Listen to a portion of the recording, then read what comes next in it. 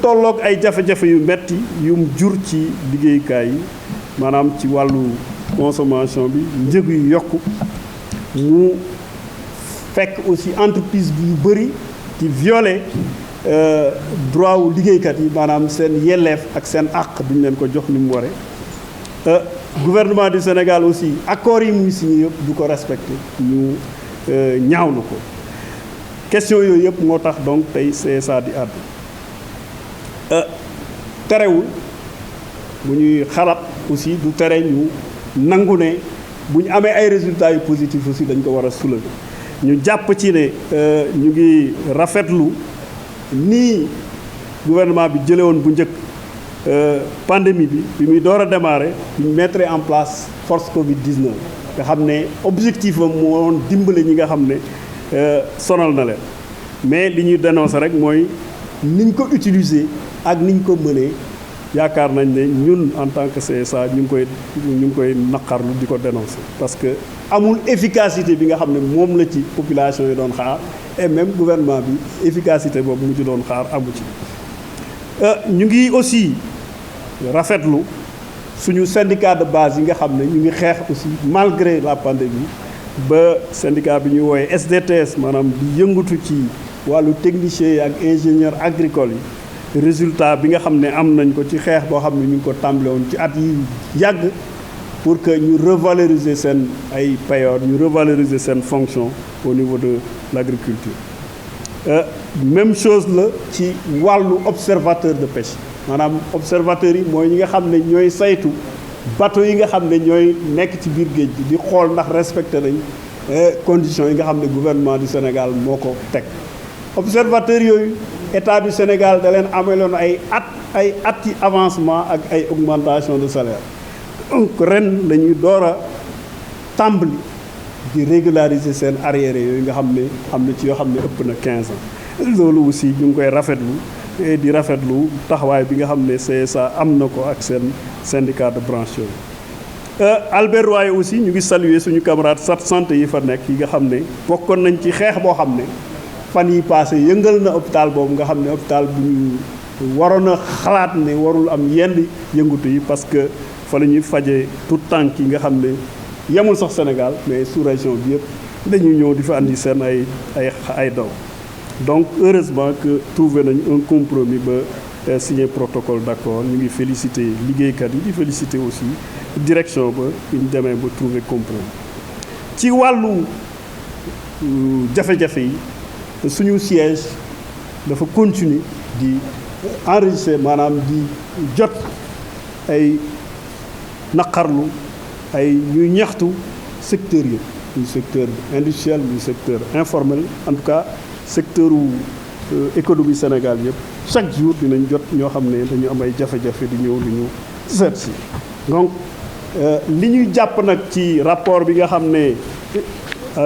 produire nañ ko ci gouvernement du Sénégal produire ko ci à travers le ministère du travail je pense que rapport la bu ñu bëri visité mooy jàpp nañ ci ne statistiques yi nga xam ne joxe nañ ko ci 2020 mooy wàllu exportation maanaam Sénégal bu defee ay produits di ko yóbbu à l'extérieur jàpp nañ ci ne presque boo jëlee 16% yi presque dafa wàññeeku alors que 2019 dafa yokkawul de 9%. Envoi yi nga xam ne suñu mbokku sénégalais yi nekk à l'extérieur dañ ko doon def nga xam ne mu ngi doon toll ci presque 1300 milliards daanaka te mu amoon lu njeexital ci suñu produit intérieur brut de 10%. wàññeeku na presque de 30% maanaam yóbbante yooyu doon ñëw di permettre population yi di renforcer seen résilience daanaka 30% wu avares yooyu dafa wàññeeku. Secteurs yu bëri comme pêche comme élevage comme BTP ñoom it pandémie bi daf leen a xaw a sooxeel ci yenn secteur yi ñu ci mën a jàpp rek mooy restauration hôtellerie commerce transport aérien transport terrestre ak enseignement recettes yi ñu daan am ñoom dafa wàññeeku bu baax a baax a baax jàpp nañ ci par exemple restauration ou presque wàññeeku bi mat na lu mat 16 milliards 56 milliards ba ci gën a ndaw peut-être mooy enseignement nga xam ne 1 milliard et quelque de recettes la wàññeeku. Rapport boobu aussi ci wàllu nu ñu ko mën a jàngate entreprise industrielle yu bëri jàpp nañ ne ñoom dafa nasaxal seen activité wàññi seen productivité et unité de transformation yu bëri daal jàpp nañ ne seen fonctionnement dégradé wu na maanaam wàññeeku na ci lu toll ci 25%. Jafe-jafe économique yooyu nag secteurs yi mu gën a sonal bokk na ci hôtellerie maanaam barab yu mel ni fii ñu nekk nii tey ak restauration ak transport aérien yooyu lañ ci jàpp ne ñoo ci gënoon a am jafe-jafe ba tax na gouvernement du Sénégal ak centrale syndicale yi signé nañ benn programme de relance de ces secteurs là et yaakaar nañ ne dinañ ko saytu pour xool fu mu toll ci mise en œuvre jafe-jafe yooyu yëpp nag buñ ko boolee dolli ci inondation yi li ci gën a garaaw mooy li ci dolleeku muy yokku produits de consommation courante yi nga xam ne noté nañ ko ci fan yi ñu toll loolu nag liñ ci jàpp mooy presque effort yi gouvernement bi defoon yëpp dafa nasax parce que population yi loo mën di def effort te sentiruñ ko comme lu mel ni bu ñu bëggee dund am luñ dundee ci njëg yuñ mën a xayma ma yuñ mën day daanaka li ñu liggéey du am jeexital ci population loolu moo tax ñun CSA ñuy wax ci wàllu secteur éducation la dañuy exiger ouverture ay négociations sérieuses et inclusives maanaam fexe ba ñu boole liggéeykat yi yëpp ci négociation yi fexe ba négociation yooyu aussi mu am koo xam ne moo koy jëmmal muy koo xam ne mooy responsable monitoring bi di suivi lu ñu arrêté mu xool nan lañ koy mettre en œuvre donc secteur éducation loolu lañ ci jàpp yaakaar naa ne aussi jàpp nañ ne secteur éducation bu mënuñu ko wax sans ñu wax secteur privé de l'éducation secteur boobu moom moo gën a nasax saxaati parce que comme ni ñu ko waxee rek ci entreprise privée yi ñoom it dañuy profité ci situation yu nekk pour bañ a respecter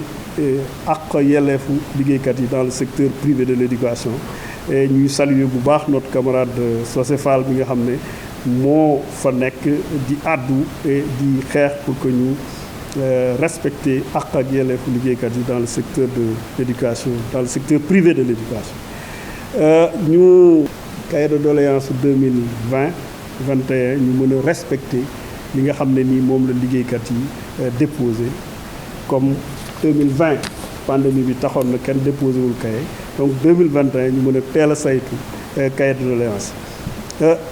léegi nag c'est ça mënul lim ay problème lim ay proposition te def ay action yi nga xam ne nag moom la ñu jàpp ne war nañ ko def mooy pour faire face ak seen revendication yooyu yëpp mooy def tout pour que semaines yi ñu jëm c'est ça jéem a lëkkaloo ak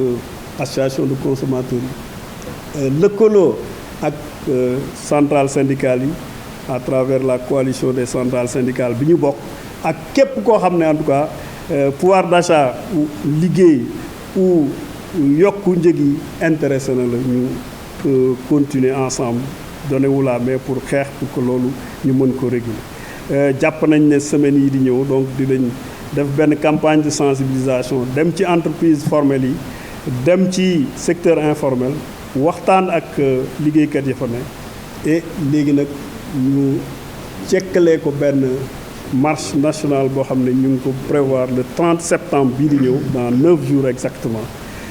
boo xam ne dinañ ko def à partir de 16 heures ñu ngi ciy woo en tout cas population yi ñu ngi leen ciy woo yenn journalistes yi di ci woo activistes yi nga xam ne liggéey défense liggéey soxla na leen défense pouvoir d'achat soxla na leen et défense liggéeyukaay këru liggéeyukaay soxla na leen maa ngi leen di gërëm di leen sant ci déglu